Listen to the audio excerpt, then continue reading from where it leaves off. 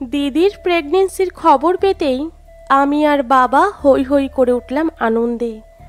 দিদির বাড়ি গিয়ে শটান দিদিকে জড়িয়ে ধরে বললাম, দিদি, যে আসবে তাকে আমি মাথায় করে রাখবো, তোর থেকেও বেশি ভালোবাসবো, দেখিস। দিদি হেসে বলল, যে আসবে তুই মানুষ করবি, দেখবো কেমন পারিস। আমি দিদির কানে কানে বললাম, আচ্ছা, বনপো বনজির নামটা কি আমি রাখতে পারবো? তারপর ভেবে বললাম, সে নাম দিতে দিক আর নাই দিক, আমি আমার পছন্দের নামেই ওকে ডাকবো। বাবা সপ্তাহ ঘুরলেই ভালো মন্দ বাজার করে আমায় পাঠিয়ে দিত দিদির কাছে।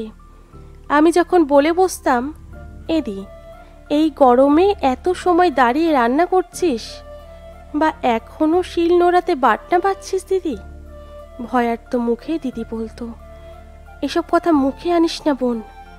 দিদির শাশুড়ি মা সেকেলে মানুষ, পান চিবোতে চিবোতে বলতো, এসব কাজ করেই 4 বাচ্চা জন্ম দিয়েছি বাছা, মা হবে এতে এত আতুপাতু করার কারণ তো দেখি না।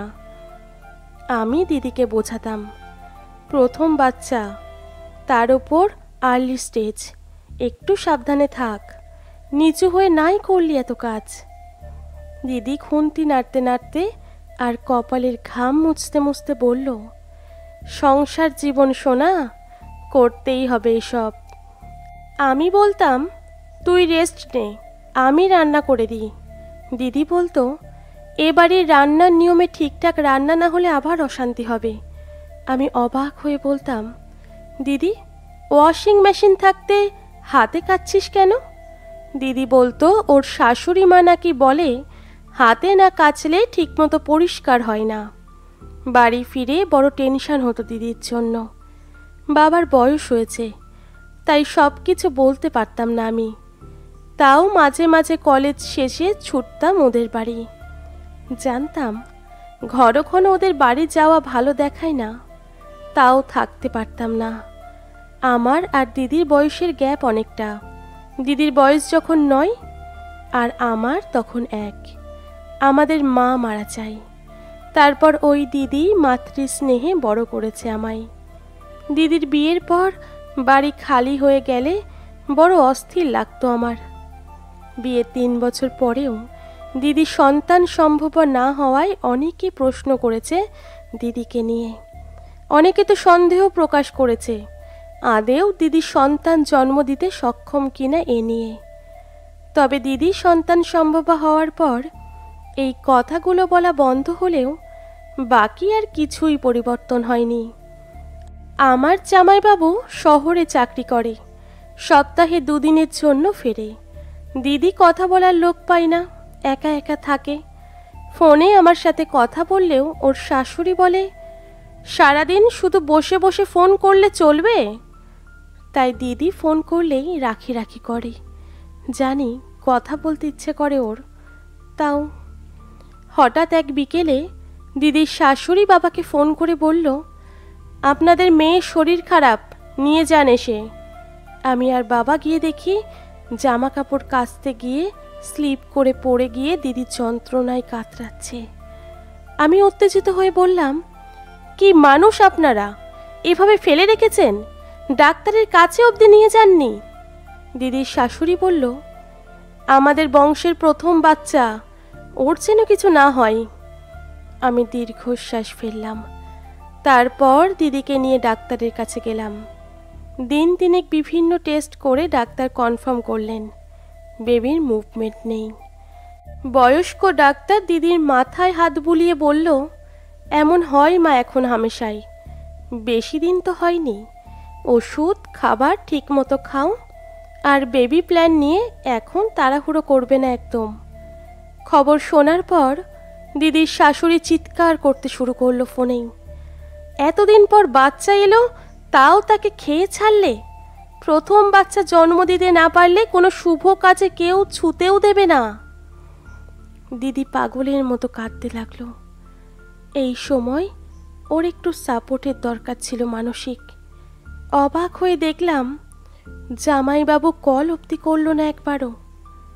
আমি খুঁজে পেলাম না দিদির দোষটা এখানে কোথায়। মা হারা অসুস্থ মেয়েটাকে আর নিয়ে যেতে চাইল না। অথচ এই দিদি সুস্থ অবস্থায় দুদিন এই বাড়িতে থাকলে কতই মনোমালিন্য হতো।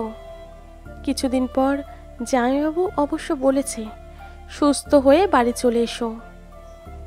এই ঘটনার বছর 5 পর আমার বিয়ে হয় বাবা দিদির পছন্দ করা ছেলের সাথেই। ততদিনে আমি মাসি হয়েছি, একটা ফুটফুটে মিষ্টি মেয়ে হয়েছে দিদির। দিদি মেয়ে তিন্নি আমার খুব আদরের, আর বাবার তো প্রাণ। এখন নাতনির টানে বাবাও দিদির বাড়ি ছোটে। আমার বিয়ের বছর 1.5 পর আমি কনসিভ করি। অবাক হয়ে দেখি শাশুড়ি মা সম্পর্কে যে ধারণা আমি দিদির শ্বশুর বাড়ি থেকে পেয়েছিলাম তা আমূল বদলে যায়। শাশুড়ি মা আমাকে প্রতি মুহূর্তে সন্তান স্নেহে আগলে রাখে। দুপুরে ঘুম থেকে উঠে দেখি শাশুড়ি মা দুধের গ্লাস হাতে দাঁড়িয়ে। আমি খেতে না চাইলে বলে, তোমাকে আর যে আসছে তাকে ভালো আর সুস্থ থাকতে হবে তো। প্রেগনেন্সির প্রথম কিছুই খেতে পারতাম না, বমি হতো।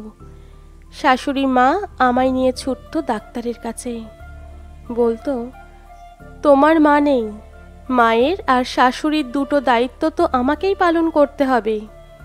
ঘুমের ঘোরে মাঝে মাঝে হাত পা ঝিনঝিন করত। শাশুড়ি মা এসে মেসেজ করতে লাগতো।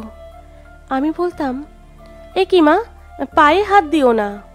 শাশুড়ি মা হেসে বলতো, তোমার মা এটা করলে একই কথা বলতে কি। শাশুড়ি মা বলতো, মা হচ্ছে বলে লেখাপড়া চাকরির পরীক্ষা দেওয়া বন্ধ করলে চলবে না। বাচ্চা নিয়ে চিন্তা করবে না, আমি মানুষ করব তাকে। আমি ঈশ্বরকে মনে মনে ধন্যবাদ দিতাম এমন মানুষকে শাশুড়ি হিসেবে পাওয়ার জন্য। সব কিছু ঠিকঠাক চলছিল আমার। স্বাদের নিমন্ত্রণ শুরু হয়ে গেল। এর মধ্যে শাশুড়ি মা নিয়ে গেল ফিটাল ইকোকার্ডিওগ্রাফি করাতে। কিন্তু রিপোর্ট দেখে সবার সব আনন্দ নিমেষে মিলিয়ে গেল। গর্ভের সন্তানের হৃৎপিণ্ডে জটিল সমস্যা, সে জন্মালেও অসুস্থ থাকবে, কিংবা জন্মের পর তার মৃত্যুর সম্ভাবনা অনেক বেশি। ডাক্তারবাবু বললেন, এ বাচ্চা না রাখাই উচিত, থাকলেও সারা জীবন তার জন্য কষ্ট পেতে হবে। কান্নায় ভেঙে পড়লাম আমি। কেউ চায় এতদিন নিজের মধ্যে বড় করা বাচ্চার পৃথিবীর আলো না দেখাতে? ভয় হলো শাশুড়ি মায়ের সব স্নেহ ভালোবাসা বুঝি আর থাকবে না আমার প্রতি। আমি যে তাদের বংশধরকে জন্ম দিতে পারবো না। আমার স্বামী এবং শাশুড়ি মা ডাক্তারের সাজেশন মেনে নিল। 3 দিন হাসপাতালে থাকার পর দুর্বল ক্ষীণ শরীরে বাড়ি ফিরলাম। আমার স্বামী প্রতিটা মুহূর্তের সাথে থাকলো আমার। তবুও আফসোস রয়ে গেল। মা হওয়ার যন্ত্রণা সহ্য করলেও মা ডাক শুনতে পেলাম না। কিন্তু অবাক হলাম এটা দেখে, বাবা আমাকে নিতে এলো। শাশুড়ি মা বলল, এ অবস্থায় একজন মেয়ে ওর কষ্টটা ভালো বুঝবে, আমি ওর খেয়াল রাখবো। আপনি বরং এ বাড়িতে থেকে যান, আপনার মেয়েরও ভালো লাগবে একটু। আমার চোখ থেকে জল গড়িয়ে পড়ল। শাশুড়ি মা চোখের জল মুছিয়ে দিয়ে বলল, এমন হয় মা, প্রচুর মেয়ের প্রথম বাচ্চা মিসক্যারেজ হয়ে যায়, এতে তো মায়ের দোষ থাকে না। তুমি সুস্থ হয়ে ওঠো, মা হওয়ার তাড়া নেই কোনো। আমি আমার ছেলের সাথে কথা বলে তোমাকে কম্পিটিটিভ এক্সামের পড়ার জন্য একটা কোচিং সেন্টারে ভর্তি করে দেব, ঠিক করেছি। সেদিন আমার শারীরিক কষ্ট হচ্ছিল ঠিকই, কিন্তু মানসিক চাপ অনেক কমে গেছিল। জড়িয়ে ধরেছিলাম শাশুড়ি মাকে। আসলে মিসক্যারেজ হলে সবচেয়ে বেশি কষ্ট পায় মা, যার শরীরে একটু একটু করে বড় হচ্ছিল তার সন্তান। খারাপ তো সবার লাগে আশাহত হলে। ওই পরিস্থিতিতে তার দরকার পরিবারের সাপোর্ট। যদি তার ওই কষ্টের মুহূর্তে আমরা নিজেদের খারাপ লেগে ক্ষোভ উগরে দিই, মানুষটাকে দোষারোপ করি, তাহলে সে কোথায় যাবে বলুন তো? আসুন একটু সহানুভূতিশীল হই। কষ্ট লাঘব করতে যদি নাই পারি, কষ্ট যেন বাড়িয়ে না দিই কারো।